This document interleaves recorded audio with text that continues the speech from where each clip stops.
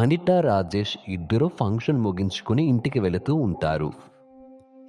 చూసావరా రాజేష్, నేను వద్దన్న మా అమ్మ ఇప్పుడు బిర్యానీ అంతా పిల్లలకి పెట్టి పంపించింది. సరేలే అనిత, మనం కూడా వెళ్ళి కొంచెం తిందాంలే, దాంట్లో ఏముంది. ఇంతలో అక్కడున్న తిండిపోతు దయ్యానికి ఆ బిర్యానీ వాసన వస్తుంది. ఎన్ని రోజులైంది బిర్యానీ వాసన చూసి. ఎవరో బిర్యానీ తీసుకుని వెళుతున్నారు. నేను కూడా అక్కడికి వెళ్ళి ఆ బిర్యానీ తినేస్తాను. ఆ తిండిపోతు దయ్యం అనిత, రాజేష్ వెనకాలే వాళ్ళ ఇంటికి వెళుతుంది. పిల్లలు రండి, అమ్మమ్మ మీకోసం బిర్యానీ పంపించింది. అమ్మ ప్లీజ్ అమ్మా, బాగా నిద్ర వస్తుంది. నువ్వు బిర్యానీ ఫ్రిడ్జ్లో పెట్టు, రేపు పొద్దున్నే తింటాంలే. అవును అనిత, మనం కూడా బాగా అలిసిపోయాం. అది అలా ఫ్రిడ్జ్లో పెట్టేసి రేపు ఉదయాన్నే వేడి చేసుకుని అందరం తిందాంలే. అనిత కూడా ఫుడ్ని ఫ్రిడ్జ్లో పెట్టేసి పడుకుంటుంది. ఇంతలో ఆ తిండిపోతు దయ్యం అక్కడికి వచ్చి ఆ బిర్యానీ మొత్తం తినేస్తుంది. ఇంత మంచి అన్నం తిని ఎన్ని రోజులయ్యింది. ఆ అడవిలో నుంచి ఇక్కడికి వచ్చి చాలా మంచి పని చేశాను. ఇక మీదట రోజు మంచి తినుబండారాలు తినవచ్చు. ఆ మరుసటి రోజు ఉదయాన్నే అనిత ఆ బాక్స్ ఓపెన్ చేసి చూస్తుంది, కానీ దాంట్లో ఏమీ ఉండదు. ఇదేంటి, బిర్యానీ మొత్తం ఖాళీ అయింది? పిల్లలు ఏమైనా తిన్నారా? చిన్ను, మున్ను, ఇలా రండి. రాత్రి బిర్యానీ దీంట్లో పెట్టాను, ఉదయం బ్రష్ చేయకుండానే తినేశారా? లేదమ్మా, మేము అసలు బిర్యానీనే చూడలేదు. ఏంటి అనిత ఇది? ఎంత మీ అమ్మగారు చేసిన బిర్యానీ అయితే మాత్రం మమ్మల్ని అందరినీ పడుకోబెట్టి ఒక్కదానివి తినేస్తావా ఏంటి? లేదండి, హానస్ తినలేదు. సర్లే, నాకు ఆఫీస్కి టైం అవుతుంది, టిఫిన్ రెడీ చేయి. అలా అనిత పిల్లలకి, రాజేష్కి టిఫిన్ పెడుతుంది. తిరిగి తన కిచెన్లోకి వెళ్ళి చూసేసరికి ప్లేట్స్ అన్నీ ఖాళీగా ఉంటాయి. ఇదేంటి, నేను తినలేదు కదా, అయినా ప్లేట్లో ఉన్న టిఫిన్ ఎక్కడికి వెళ్ళినట్టు?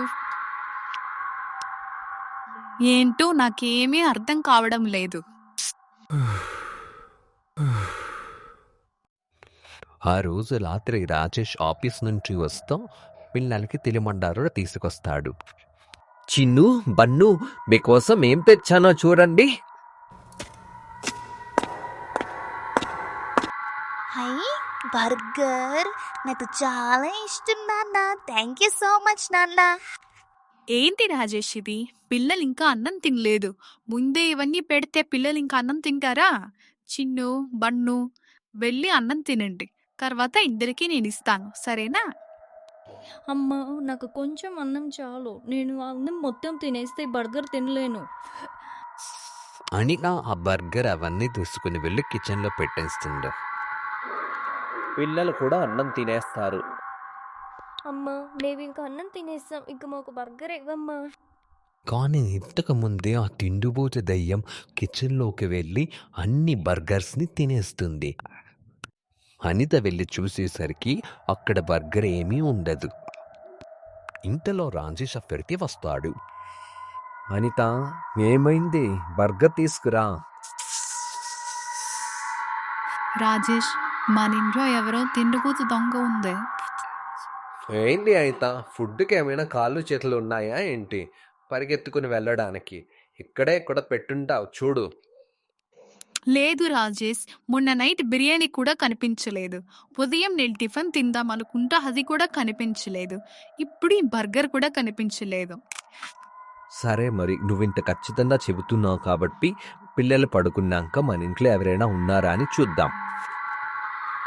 ఆ రోజు రాత్రి పిల్లలు పడుకున్నాక అనిత, రాజేష్ ఇల్లంతా వెతికి చూస్తారు, కానీ ఇంట్లో ఎవ్వరూ ఉండరు. ఇంకా చేసేదేమీ లేక అనిత, రాజేష్ కూడా వెన్ని పడుకుంటారు. నన్ను మీరు కనుక్కోలేరు, ఎందుకంటే మీరున్నప్పుడు నేను మాయమైపోతానుగా అని చెప్పి తిండిపోతు దయ్యం మాయమైపోతుంది. మరుసటి రోజు రాజేష్ ఇంటి సరుకులు తెచ్చి కిచెన్లో పెట్టి వేద్దారు. అనిత, త్వరగా రండి, సినిమాకి టైం అవుతుంది. సినిమాకి పోతే నేనేం తినాలి? ఇంకేం చేద్దాం? ఈ సరుకులనే తినేద్దాం. అలా తిండిపోతు దెయ్యం అక్కడ తెచ్చిన సరుకులన్నిటినీ తినేస్తుంది. మరుసటి రోజు అనిత వంటగదిలోకి వెళ్ళిన తర్వాత సరుకుల కోసం వెతుకుతుంది.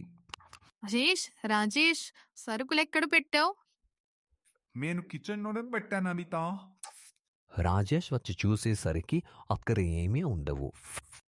అది కాదు, సరుకులు ఎక్కడికి వెళ్ళినట్టు? మీరు నాతో కొంచెం బయటికి రండి. ఇక్కడికి ఎందుకు తీసుకొచ్చావు అనిత? అప్పుడు అనిక ఏం చేయాలో రాజేష్కు చెబుతుంది. రాజేష్ ఎప్పటిలాగానే బిర్యానీ తీసుకుని ఇంటికి వస్తాడు. పిల్లలు మీకోసం బిర్యానీ తీసుకొచ్చాను, రండి తిందురు. అలా వాళ్ళందరూ బిర్యానీ తింటారు. అరేరే, ఈ ఒక ప్యాకెట్ మిగిలిపోయిందే.